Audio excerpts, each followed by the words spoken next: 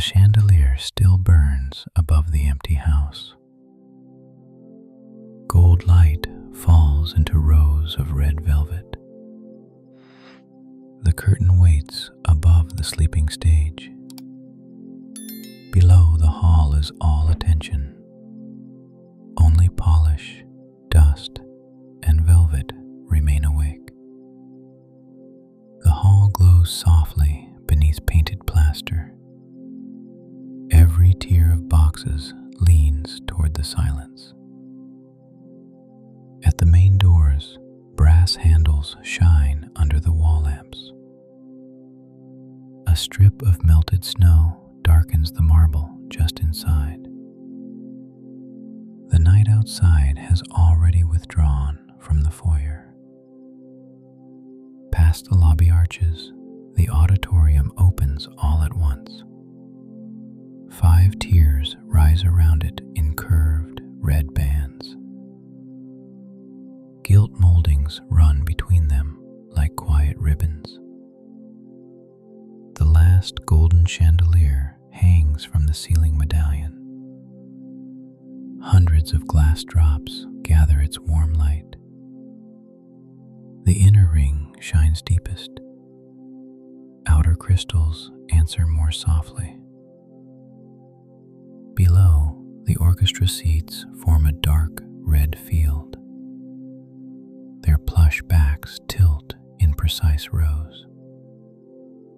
The aisles divide them in clean, narrow lanes. Programs rest on 3 of the nearest seats. Their cream covers are folded once at the corner. One title line glints faintly in the chandelier glow. Along the center aisle, a carpet runner softens the floor. Its pattern is almost lost under the red. Only a small border of gold leaves remains visible. The stage lies beyond the proscenium arch. Its curtain is lowered, but not fully closed. A thin seam reveals blackness behind the heavy fabric. The curtain itself is deep wine red. A fringe of gold hangs near the bottom hem. The cloth makes vertical folds as wide as pillars. At the foot of the stage, the orchestra pit sleeps beneath a brass rail. Music stands remain below like dark stems. A violin chair is slightly turned from the others. The conductor's stand waits near the center.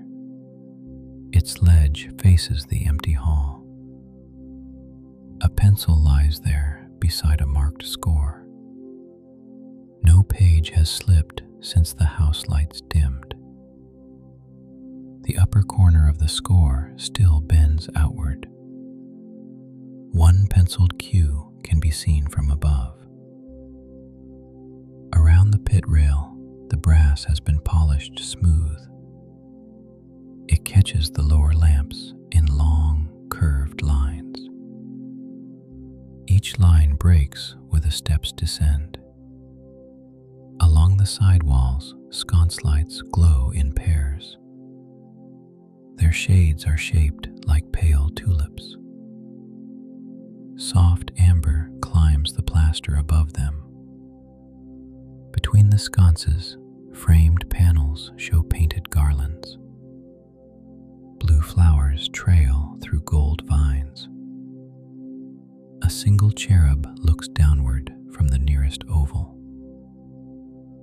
At the front row, one opera glass lies forgotten on a seat.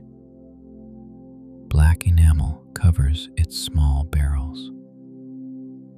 A silk cord spills across the velvet cushion. Not far away, a white glove rests on the arm of another chair. Its fingers curve inward. One pearl button has come loose near the wrist. The glove and opera glass never meet. The aisle keeps them apart. The the red seats continue between them in unbroken order. High above the stalls, the dress circle curves under shadow. Its rail gleams where gilding has worn smooth. Private boxes open there like small rooms without doors. Inside one box, 2 chairs face the stage. A lamp under the cornice casts a peach-colored pool. The brocade on the wall shows a pattern of roses. Inside another, a fan lies shut upon a ledge. Ivory ribs show between painted leaves. The leaves depict a lake and pale mountains. Overhead, the ceiling mural spreads around the chandelier stem. Cloud forms ring the medallion. Figures in pale blue robes drift among painted swans. Their faces are hard to read from below. Hands, sleeves, and hair remain clearer. The illusion depends on distance and warm light. At the back of the hall, the exit signs look softer than usual. Green letters sit under the arches. They do not disturb the red and gold. A cleaning bucket has been tucked behind the final pillar. Its handle is lowered. A folded cloth hangs over the rim like a sleeping ribbon. The stage floor begins just beyond the apron. Waxed boards reflect the footlights in long brown streaks. A chalk X marks the center point. Near stage left, a single white feather rests on the floor. It must have escaped a costume earlier in the evening. Now it lies exactly where the last dancer left it. No breeze reaches that far. No shoe crosses the mark. The feather keeps its small curve against the boards.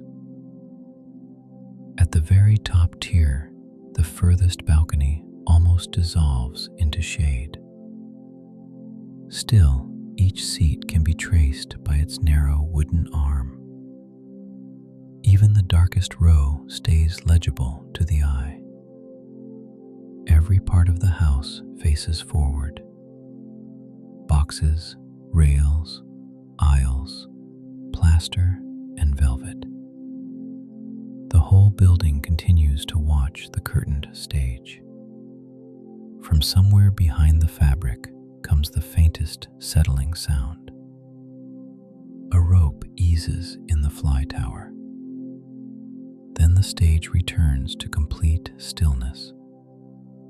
The chandelier does not sway. The score does not shift. The empty opera house waits beneath its last golden light. Everything leans. It passes so lightly that it almost belongs to memory. Then the hall becomes wood, fabric, paper, brass, and quiet again. Behind the curtain, the opera house changes its language. Painted splendor gives way to rope, canvas, and pine. The stage light thins into working pools. Every shadow has a practical shape. Scenery rests where the music left it. Pulleys wait above the flies in ordered dark. The smell here is dust, size glue, and lamp heat. At stage right, a forest flat leans against the wall. Its painted trunks rise on stretched canvas. A strip of raw wood shows along the edge. Beside it, a palace column lies on padded trestles. Gold spirals wind up the shaft. One chip near the base reveals pale plaster beneath. The wings are crossed by narrow tape marks. Blue strips indicate entrances. Red strips mark positions for rolling pieces. Near the prompt desk, a small lamp burns under a metal hood. Its circle falls over cue sheets clipped to a board. 3 pages are stacked beneath the top one. Pencil notes run down the margins. Bell snowdrop, curtain travel, moon gauze. A headset hangs on the chair back. Its cord descends in a slow loop to the floor. One ear pad faces upward like a small black shell. Across from the prompt desk, a rack of costumes stands beneath muslin covers. Long dresses create soft, vertical shapes. A military coat shows braid at the sleeve. A pair of stage boots waits below the hem of one cloak. Their toes point toward the boards. A button hook lies beside them on a folded towel.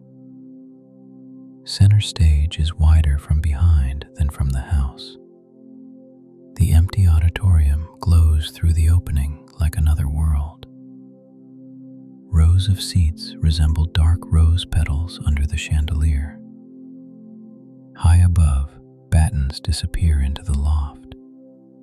Drops and borders hang at different depths.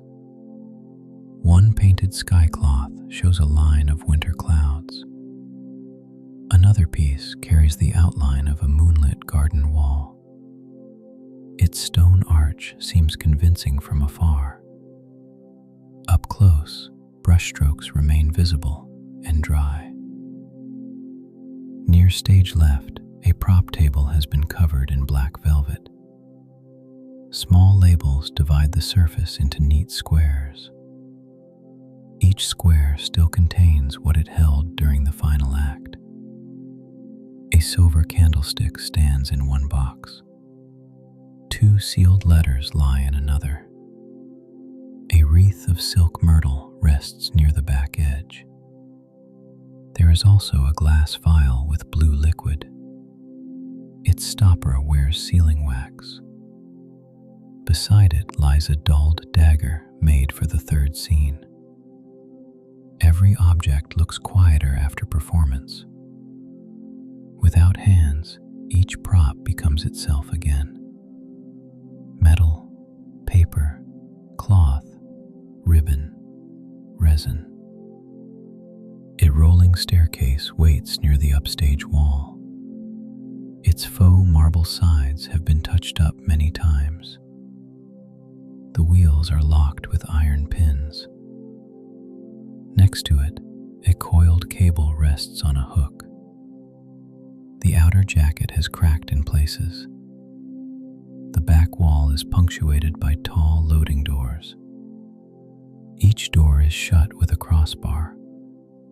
Cold from the alley presses at the seams. A draft passes around one corner curtain. The myrtle leaves stir against the velvet. Then the prop table settles once more. On a carpenter's bench, spare hinges and sash cord lie in trays. A half-finished cornice section waits in clamps. Fresh paint on the molding still reflects a little light. Up a short stair, the side crossover leads behind the set. Its boards creak more than the stage. Black masking legs hang along the passage like quiet curtains. From there, one can look through a seam in the scenery. The audience chamber appears framed by canvas and wood. The chandelier seems lower than before. It is easy to understand illusion here. A painted palace wall is canvas on a frame. A marble terrace is plank and color. Moonlight is a lamp through gauze. Yet none of that weakens the place. It only deepens the craft within it. The backstage world is honest about its methods. Near the fly rail, sandbags rest. rest in a tidy row. Rope tails have been coiled above them. One tag identifies the traveler curtain line. A chalkboard lists scene shifts in block letters. Garden bench in. Snow bridge out. Bench return, Act 4. The cue light beside the prompt desk shows green through a square lens. Its wire runs down the leg of the table. A spare bulb rests in a saucer nearby. This side of the stage trusts precision. At the makeup mirror by the stage door, bulbs trace a rectangle around the glass. Half of them have been switched off. A jar of cold cream sits open there. Cotton rounds fill a white dish. Grease paint sticks are arranged by shade in a small tray. A powder puff lies under a cloud of loose silver dust. The stage door has a square pane at eye level. Snow has begun to gather outside the lower half. A narrow alley lamp glows beyond it. Its yellow patch falls across the threshold mat. The mat is marked Entrance A. No footsteps interrupt the damp border at its edge. Then one distant board contracts in the flies. A brief wooden tick descends through the loft. It fades before reaching the prop table. After that, only the cue lamp burns by the sheets. The letters remain where they were written. The curtain continues to hide the vacant stage from itself. Above the auditorium, the upper corridors curve in a quiet ring. Carpet softens each step that never comes. Mirrors collect the chandelier in fragments. Closed doors line the wall in polished pairs. This level feels half public, half secret. It carries perfume, varnish, and old heat. Voices once paused here between acts. At the top of the grand stair, a marble figure stands in an alcove. Her hand lifts a lyre toward the ceiling. Dust has gathered lightly in the folds of the stone robe. The corridor nearest her leads toward the royal box. Its wall lamps wear frosted shades shaped like flames. Their glow slides along gilt picture frames. Between the lamps, mirrors double the red runner. The runner itself is worn down the center. Its border remains thick with small woven crowns. A bench upholstered in green silk rests below the first mirror. The silk has faded where sunlight once found it in winter afternoons. Tonight it returns only a dull olive sheen. On the bench, a folded shawl has been forgotten after the final interval. Blue wool crosses with silver thread. One tassel trails almost to the carpet. Farther along, a side table carries a porcelain bowl of lozenges. Only 3 remain. Their wrappers show crinkled gold under the lamp. The royal box door is painted cream with narrow gilt lines. A brass plate identifies it simply as Box A. The keyhole gleams from frequent use. Inside, the box is richer but smaller than expected. Red silk walls curve toward the opening. A rail upholstered in velvet faces the stage. 4 chairs stand in a neat arc behind the rail. legs are slender and pale.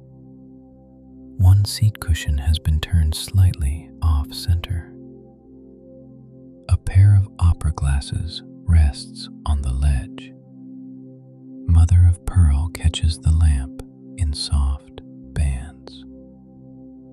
The hinge is still open by a finger's width. Beside them lies a card printed with tonight's cast. Several names have been lightly underlined in pencil. The paper curls upward at one corner. The view from the box frames the auditorium like a painting. The chandelier hangs lower. The stage curtain appears deeper in color. From here, the central aisle forms a straight, red ribbon. The orchestra pit is almost hidden. Only the conductor's lamp pinpoints its place. A second, smaller room opens behind the box. It is lined with coat hooks and a narrow mirror. A powder compact has been left on the shelf. The compact lid is enamel blue. Inside, the mirror reflects the lamp in a tiny circle. A puff rests in the powder like soft smoke. One chair by the rear wall supports a black evening coat. Its satin collar catches a line of light. A ticket stub remains tucked in the breast pocket. Beyond the box, the corridor continues toward private salons. Each salon door has a different painted wreath above the number. Laurel, olive, myrtle, and oak. Salon 3 stands slightly ajar. Within it, a card table remains unfolded. Two rose-colored armchairs face one another across the felt. A plate with lemon slices sits on a sideboard. The slices have dried at the edges. A sugar spoon lies across an empty cup. On the mantel, a clock in black marble marks 1:15. Its face is small and white. The pendulum window reflects more than it reveals. The fireplace below has long since gone cold, yet the marble still gives back a subdued warmth. A brass screen stands folded in front of the grate. At the far end of the upper ring, a narrow door leads to the balcony promenade. Wind has pressed a little snow against the threshold outside. The inner mat has absorbed a crescent of damp. The promenade is open to the night, but roofed above. Stone balusters overlook the street and square. The opera house facade rises beside it in carved masks. Across the square, shop windows have gone dark. Snow brightens the paving stones. Hoof marks from an earlier carriage have nearly disappeared. Under the cornice, framed photographs show singers from older seasons. Sepia faces turn toward distant footlights. Some autographs remain bold. Others have faded into pale strokes.